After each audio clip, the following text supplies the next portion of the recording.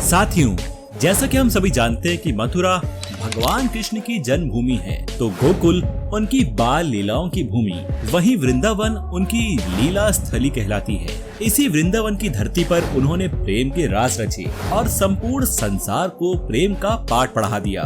वृंदावन एक अत्यंत पावन तीर्थ के रूप में जाना जाता है। साथियों, आपको बता दूं कि वृंदावन को मथुरा का ट्विन सिटी यानी जुड़वा शहर के नाम से भी जाना जाता है, क्योंकि ये मथुरा से महज 15 किलोमीटर की दूरी पर ही स्थित है।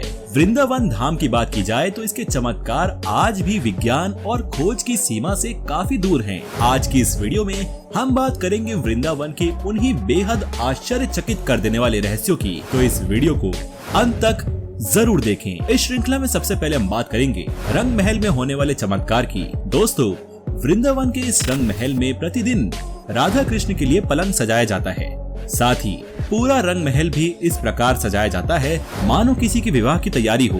राधा जी के लिए श्रृंगार का सामान भी रख दिया जाता है, जैसे किसी नववधू के लिए रखा जाता है। ये सब व्यवस्था करके रात में मंदिर के कपाट बंद कर दिए जाते हैं, पर प्रातः कपाट खुलते ही वहाँ का दृश्य देखकर भक्त भाव विभोर हो उठते हैं, क्योंकि सारा सामान अस्त व्यस्त मिलता है। ऐसा प्रतीत होता है जैसे राधा जी और भगवान कृष्ण ने इन सभी वस्तुओं का इस्तेमाल किया हो। यहाँ तक कि पान के बीड़े भी किसी के द्वारा खाए जाने का संकेत देते हैं।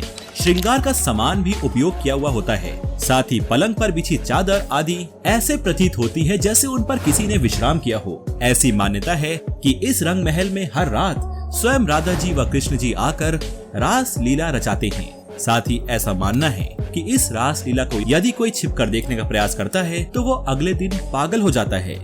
दोस्तों, अब हम बात करेंगे वृंदावन की तुलसी के रहस्य की। तुलसी को संस्कृत में वृंदा कहते हैं। वृंदावन में तुलसी के पौधे बहुत अधिक संख्या में उगते हैं, इसलिए इसका नाम वृंदावन है, अर्थात तुलसी का वन।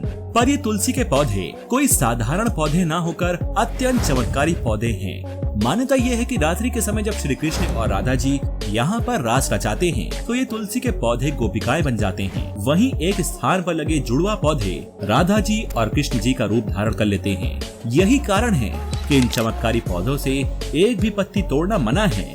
यदि कोई भी ऐसा दुस्साहस करता है तो उस पर काफी बड़ी आपदाएं आ जाती हैं। साथियों, वृंदावन के अन्य पेड़ भी बेहद चमत्कारी हैं। कुछ पेड़ तो मंदिर के परिसर में उगते हैं, पर कुछ पेड़ निधिवन नामक उपवन में उगते हैं। आमतौर पर पेड़ ऊपर की ओर बढ़ते हैं, पर निधिवन के पेड़ नीचे की ओर बढ़ते हैं। इस चमत्कार के कारण इन वृक्षों की लंबाई काफी कम है। नीचे की ओर बढ़ने के कारण इन पेड़ों की शाखाएं आपस में किसी महिला की चोटी की भांति आपस में गुथी हुई दिखती है। इस चमत्कार के विषय में लोगों की मान्यता है कि भगवान कृष्ण इन्हीं वृक्षों के नीचे बैठकर बांसुरी की मंत्र मुग्ध लय बजाते थे। उनकी बांसुरी की आवाज सुनकर पशु पक्षी पेड़ पौधे सब उनकी ओर खींचे चले आते थे। नीचे की ओर बढ़ने वाले वृक्षों की प्रकृति भी उसी समय से बदली हुई है। भगवान कृष्ण की बांसुरी की आवाज की ओर ये नीचे की ओर खींचे चले आते थे। साथियों, अब हम बात करेंगे मंदिर के शयन कक्ष की। जी हाँ, मंदिर में एक ऐसा शयन कक्ष है जहाँ की मान्यता के अनुसार भगवान कृष्ण वहाँ आकर आराम करते हैं। इस तथ्य को समझते हुए मंदिर के पुजारी वहाँ के पलंग पर साफ सुथरा बिस्तर बिछाने के साथ साथ मिश्री मक्खन आदि का प्रसाद भी रख देते हैं। पर सुबह सारा प्रसाद समाप्त मिलता है, जिसे देखकर सभी भक्तों को घोर आश्चर्य होता है। यहाँ के स्थानीय लोगों के अनुसार प्रभु के प्रसाद खाने की ये परंपरा वर्षों पुरानी है और इस चमत्कार पर वो सभी विश्वास भी करते हैं। साथियों, अब हम बात करेंगे एक विचित्र परंपरा की। वो ये कि वृंदावन में कुछ मंदिरों के आसपास के घरों में खिड़कियां नहीं होती। जिन घरों में खिड़कियां होती भी हैं, तो वो इस डर से उसे नहीं खोलते कि गलती से भी मंदिर के आंगन में किसी की नजर न पड़े। उनका मानना है कि ऐसा होने से वो अंधे हो जाएंगे, इसलिए कोई भी रात में मंदिर की दिशा में देखने का दुस्साहस बिल्कुल भी नहीं करता। साथियों, अब हम बात करेंगे एक ऐसे चमत्कार की जो वृंदावन के सभी चमत्कारों में सबसे अधिक प्रचलित है, और वो चमत्कार है वहाँ के निधिवन से रात्रि के समय आने वाली घुंघरुओं और बांसुरी की आवाजें। ऐसी मान्यता है कि भगवान कृष्ण राधा जी के साथ हर रात निधिवन आते हैं।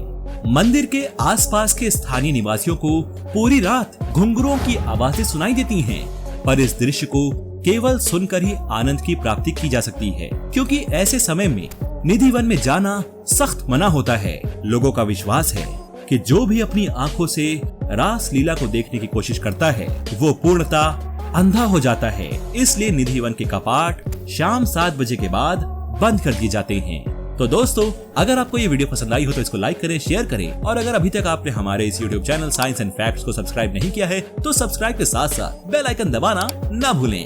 आपका इस वीडियो को देखने के लिए बहुत बहुत धन्यवाद।